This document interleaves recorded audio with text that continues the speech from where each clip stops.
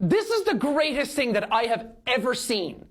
Out of everything that's on the internet, this is the best thing that has ever existed.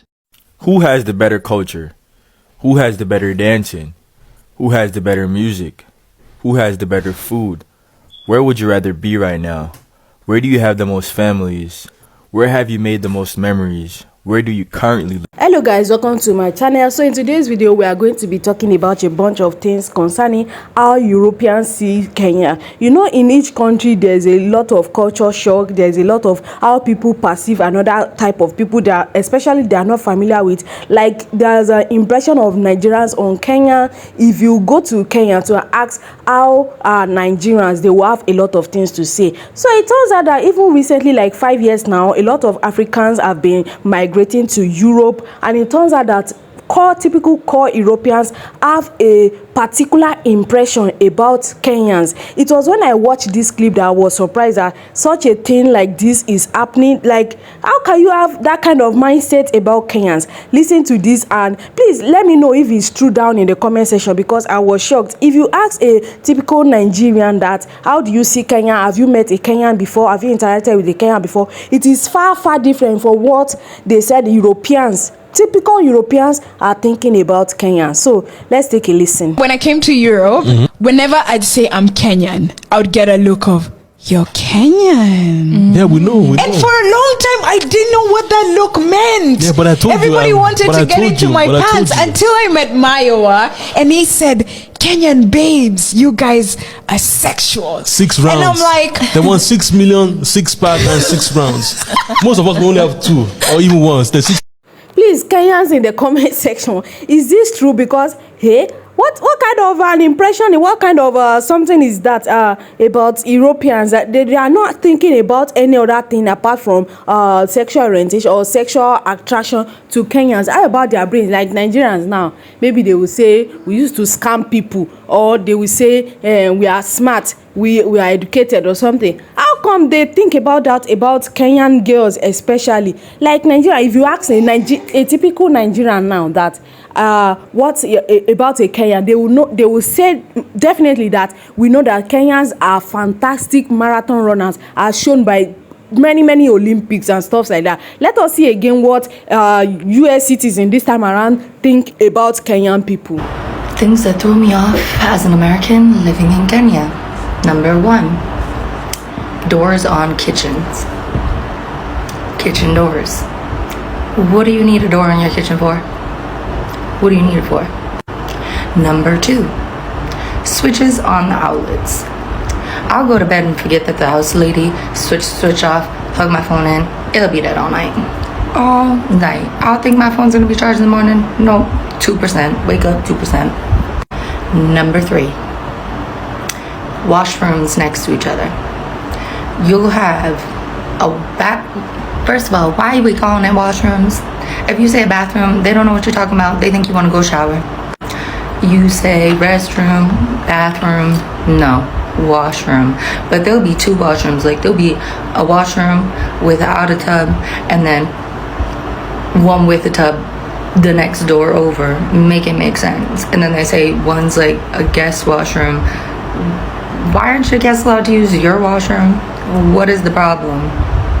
Like if you want a part 2. Exhibit A. Don't mind, it's messy.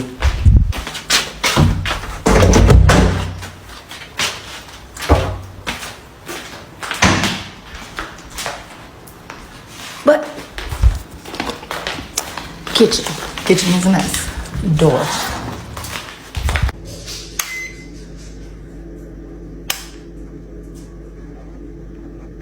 In as much as I understand what she's trying to get at, I kind of relate with what she's saying, but most of the things she's saying, I don't directly relate, because as a Nigerian we share exactly similar things with what she's complaining about. The only thing that I said was strange to me while I was in Kenya was light, which was even a malfunction on Nigeria's part for you not to have light. Like in Kenya, when we got to Kenya and there was like 24 hours, like my battery was almost dead, so I quickly plugged the phone that before they take light home. You know me, I'm used to when we get home, you might not need light at home, or you might plug your phone and they will take the electricity. So I was like, let me quickly plug my phone and stuff like that so that they will not take the light.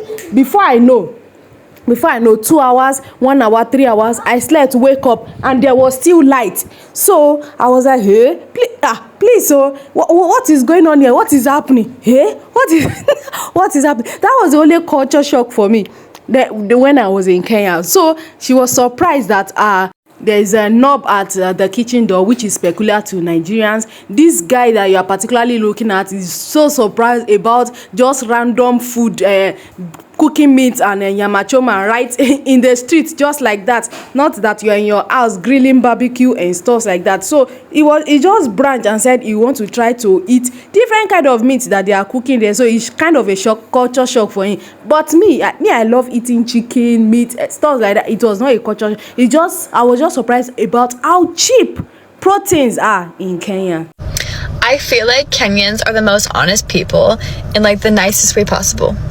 One year, I actually brought my dad with me, and he is just like so sweaty. He's super tall. He's just a big dude, and he just gets really sweaty. And it was really hot in Kenya when we went that year. We were about to go into a mall at Junction, and one thing is about Kenya is you kind of have to put your stuff through security and kind of get checked down, whatever, before you go into the mall. We're going in, he was sweaty, and the lady looked at him, and she was like, "You're really sweaty." Nobody would ever say that in America. Like, you just wouldn't. You would think it like, oh gosh, this guy is so sweaty. But you would never say it to his face like, wow, you're really sweaty.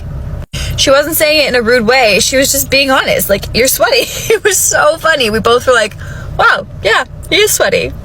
Another one is my acne on my fair skin looks different, and so I would get red dots. And I remember one of my friends was like, what's all over your face? Like, do you have a rash or something? Like, you have red dots all over your face. And just straight up asked.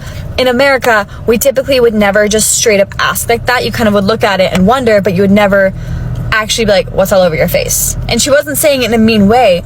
She was just curious, so she asked. So I think it's a big difference in our cultures that I actually really like.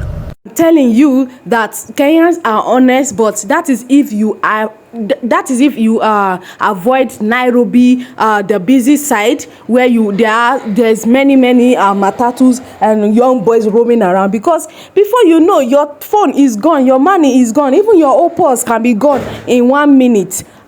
They are honest people. Even when I landed at the airport, right from the first seconds that I landed at the airport, I was seeing like nice people. I was talking to them, they were talking to me, especially when they hear my accent. They're like, are you Nigerian? They are very accommodating, receptive. Even me and my colleague that we went together to Kenya, we were invited by just a professor that we met at where we went to. He invited us to his house together with his family, and the wife and the children, they cooked us dinner. We gist into the night. Then after, they took us back to our lodge, and it was just so amazing. I was like, hey, what kind of hospitality is this? You're just gonna use this to scoop?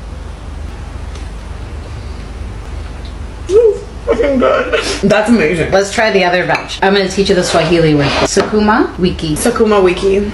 Period. And it's just sauteed.